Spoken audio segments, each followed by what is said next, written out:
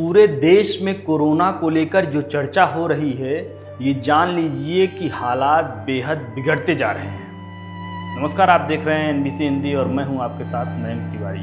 उत्तर प्रदेश के जौनपुर में अमर शहीद उमानाथ सिंह जिला अस्पताल में आज कुछ मरीज ऑक्सीजन लेवल डाउन होने के चलते पहुंचे। मरीजों के परिजनों को जिला अस्पताल के डॉक्टरों ने कहा कि यहां बेड खाली नहीं है। ऑक्सीजन की कमी के चलते तड़पते मरीज जिला अस्पताल के बरामदे में ही लेट गए। ये तस्वीरें आपको विचलित कर देंगी। लोग अब भी समझ जाएं तो बेहतर होगा। जनप्रतिनिधियों को चयनित करने से पहले उनके मंसूबों की पड़ताल कर लेंगे तो बेहतर होगा।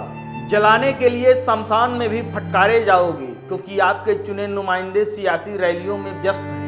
उन्हें फर्क नहीं पड़ता कि कितने मरे कितने जिंदा हैं। अगर फर्क पड़ता होता तो कोई राजनेता इतना तो कह ही सकता था कि हमारी रैलियों में मत आइए, चुनाव टाल दीजिए, बाद में चुनाव हो जाएगा, बाद में सत्ता पर काबिज हो जाएंगे। लेकिन हकीकत इन सब से हटकर है। सियासी तरानों में जिंदगी की हकीकत इसलिए नहीं समझ आएगी क्योंकि आपके नेता को सत्ता के आगे कुछ नहीं दिखता।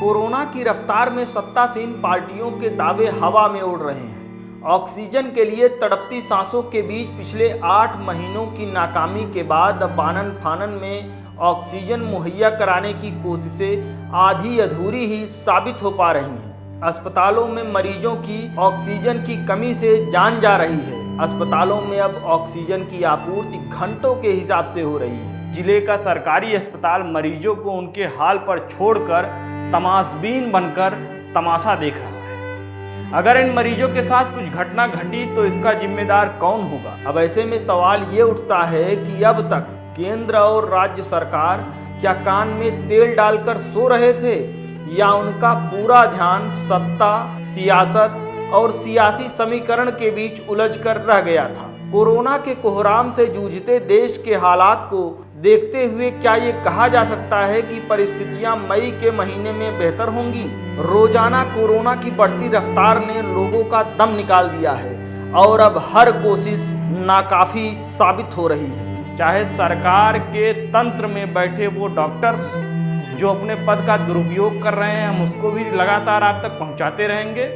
और प्राइवेट हॉस्पिटल्स में आपसे मोटी रकम लेने के बाद अगर लापरवाही बढ़ती जा रही है तो वो भी हम लगातार दिखाएंगे। देश दुनिया की तमाम बड़ी खबरों के लिए जुड़े रहिए हमारे साथ।